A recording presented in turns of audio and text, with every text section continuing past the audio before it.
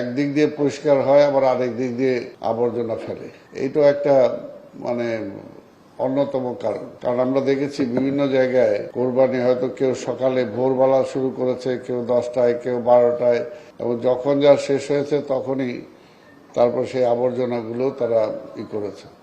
তবে আমি তারপরও ঢাকাবাসীকে ধন্যবাদ জানাতে চাই যে এবার পুরোপুরি না হলেও অনেকাংশে তারা চেষ্টা করেছে যে আমরা যে চটের ব্যাগ দিয়েছি, এবং কিছু কিছু জায়গায় তারা নিজেরাও চটের ব্যাগ সংগ্রহ করে সেগুলোতে আবর্জনা তারা ফেলেছে।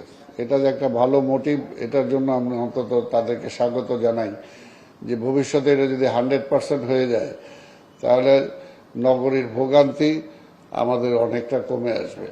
আমরা প্রথম দিনের বর্জ্য সংগ্রহের লক্ষ্যমাত্রা ছিল 15,935 টন।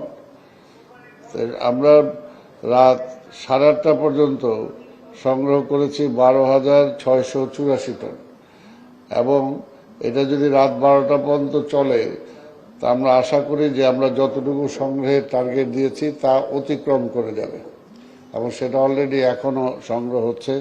আপনারা জানেন যে কিছু কিছু ওই রোডটাতে আমাদের বর্জ্য যে জায়গাতে নিয়ে যায় এবং নিয়ে যে জায়গাটায় ডাম্প করে, এই রাস্তাটা বেশ জাম হয়েছে, এবং জামের কারণে আমাদের অনেক ডিলে হয়েছে আমাদের বর্জ্যের গাড়িগুলো।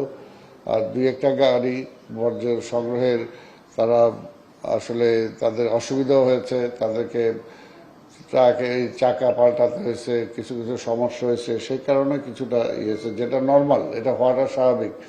আমরাও ধরে নিয়েছি যে শতকরা 100% সব গাড়ি যদি একই রকম সার্ভিস দিবে, কিছু ডিস্টার্ব হবে না, এটা তো হতে পারে না। হাটের ব্যাপারটা যেটা আপনারা জানেন যে এর আগেও আমরা বলেছিলাম যে হাটের যা ইজারাদার তাদের নিজেদেরই সেটা করার কথা, কিন্তু তারা করে না। তো সেটাও আমরা পরিষ্কার করছি, এবং সেটা প্রায় 60% আমাদের লক্ষ্যমাত্রা আমরা অর্জন করেছি হাটগুলোতে। আমরা তো 3 দিনের 72 ঘন্টার মধ্যে হাটগুলোর পুরো পরিষ্কার করার কথা, আমরা প্রথম দিনই 60% করছি। আমরা আশা করি কালকের মধ্যে হয়তো ম্যাক্সিমাম আমাদের হয়ে যাবে।